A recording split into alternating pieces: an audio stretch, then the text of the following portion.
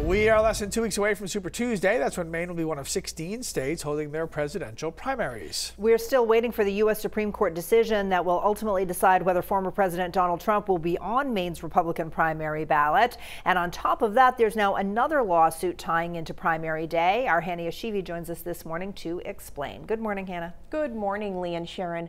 The case has to do with whether a potential presidential candidate who's not on the primary ballots can collect petition signatures inside polling places on primary day.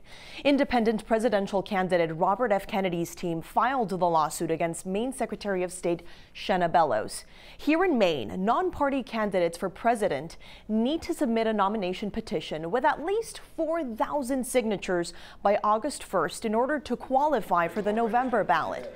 In the lawsuit filed yesterday in U.S. District Court, RFK Jr.'s team claims they were told they could get inside polling locations to collect those signatures on primary day using tables provided by the state.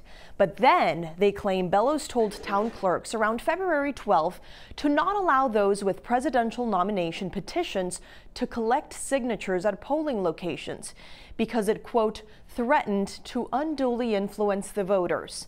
The lawsuit also alleges that Republican and Democratic candidates were allowed to do the exact same thing during the general election last November to secure a spot on the primary ballot.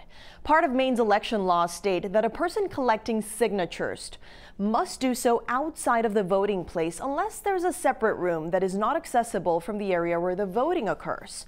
In a statement, reps from the Secretary of State's office told us yesterday that, quote, we have not yet received text of the lawsuit, so we can't speak to any of the claims made by the campaign.